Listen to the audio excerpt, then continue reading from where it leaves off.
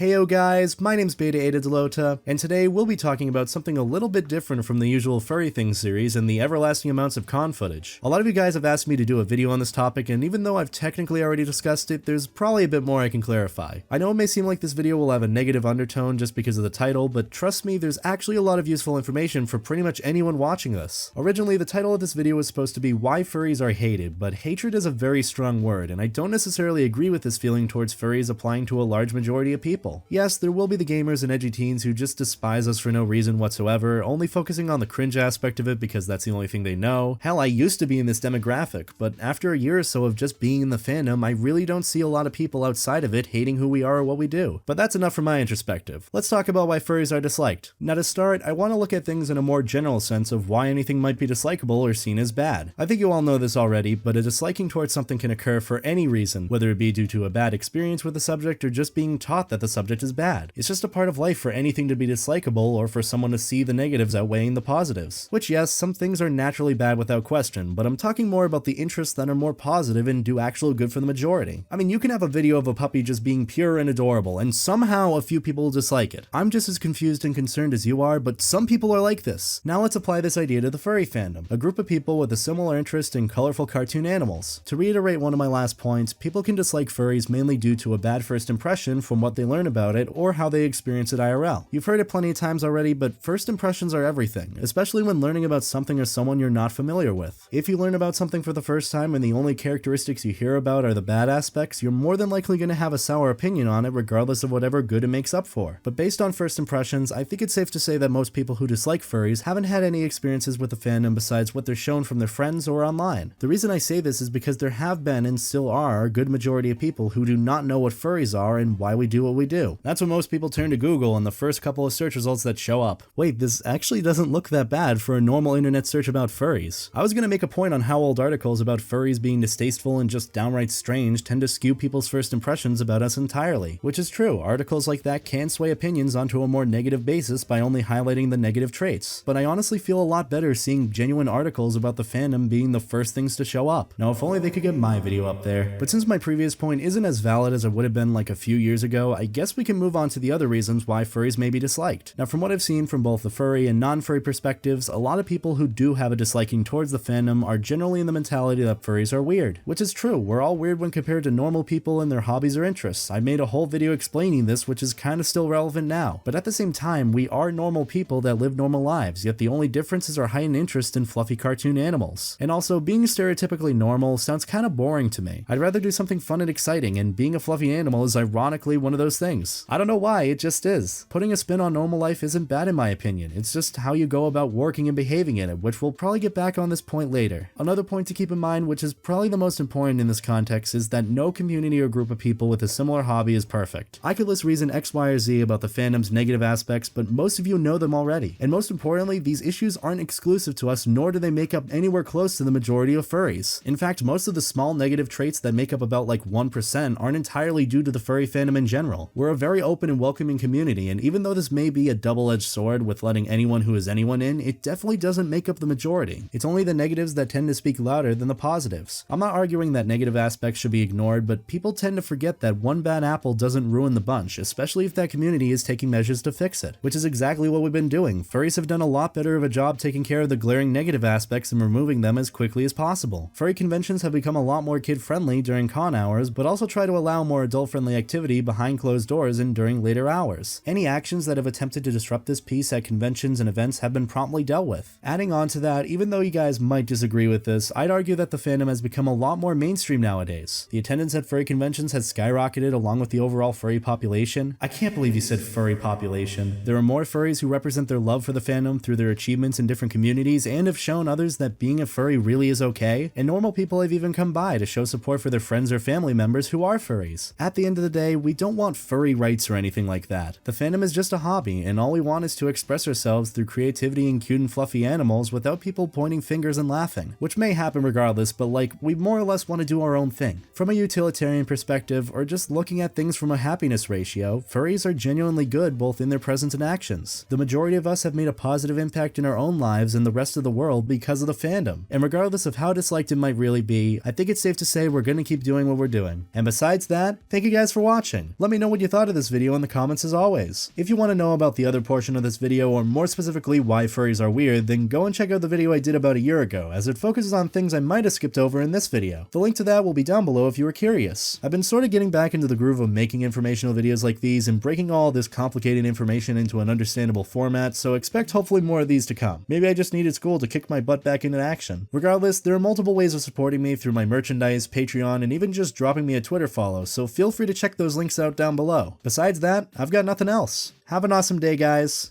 and as always, stay life jacket. Take care.